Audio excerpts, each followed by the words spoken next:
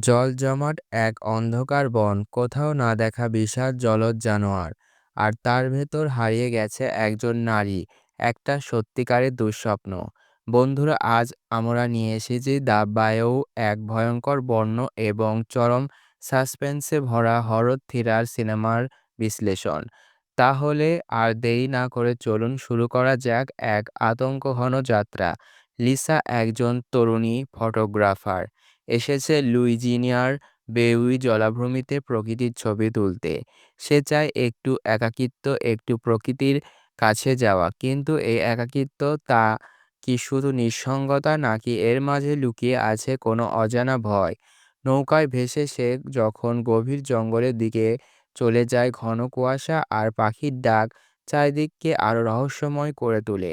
ক্যামেরার লেন্সে হঠাৎ কিছু অদ্ভুত ছায়া ধরা পড়ে, আর তখন থেকেই শুরু হয় এক অদ্ভুত অনুভূতি, কেউ যেন তাকেই দেখছে। রাত ঘনিয়ে আসে, ক্যাম্প সেট করার পর লিসা জলে নেমে একটু গা ভেজাতে চায়।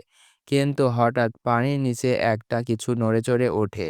সে ভয়ে উঠে আসে। পরদিন সকালে সে দেখে তার নৌকা নেই, কেউ বা কিছু নিয়ে গেছে। এবার সে হাঁটতে থাকে এবং আবিষ্কার করে এক পুরনো ভাঙা কেবিন। ভেতরে ঢুকে দেখে দেয়ালের আঁচড়ের দাগ, শুকনো রক্ত আর বন্য পানির হাড়। সে ভয় পায়, কিন্তু বের হওয়ার পথ নেই।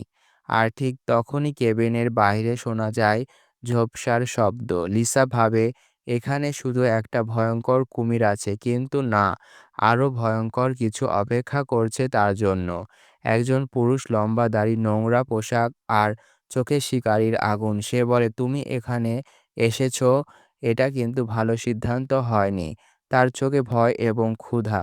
এই লোকটা এখানে বহুদিন ধরে আছে এবং সে কেবল প্রকৃতির অংশ না, সে নিজে এক দানব। পুরো সিনেমার সবচেয়ে ভয়ঙ্কর সত্য বেরিয়ে আসে, এই লোকটা আসলে এক ধরনের বাইটার। সে মানুষ ধরে কুমিরকে খাওয়ায়।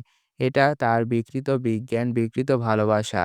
সে বলেছে, এটা আমার বাচ্চা, এরা না খেলে আমি কষ্ট পাই। লিসাকে সে বেঁধে রাখে। ঝোপের পেছন থেকে দেখা যায় বিশাল দাঁত বের করে আসছে জলের দৈত্য, এক বিশাল কুমির।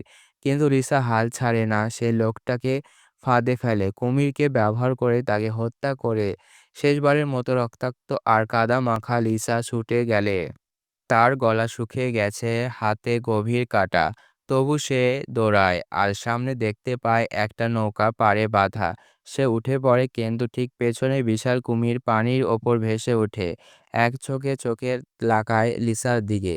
লিসা বলে, আজ নয়, আজকে আমাকে বাঁচতেই হবে। আর সেই মুহূর্তে সিনেমা শেষ হয়ে যায় এবং নৌকা জঙ্গলের দিকে কাটিয়ে যায়।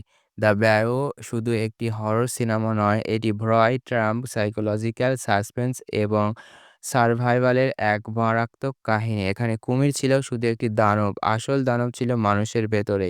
যদি সিনেমার এক্সপ্লেন ভালো লাগে থাকে তাহলে লাইক দিন, শেয়ার করুন, অবশ্যই সাবস্ক্রাইব করতে ভুলবেন না।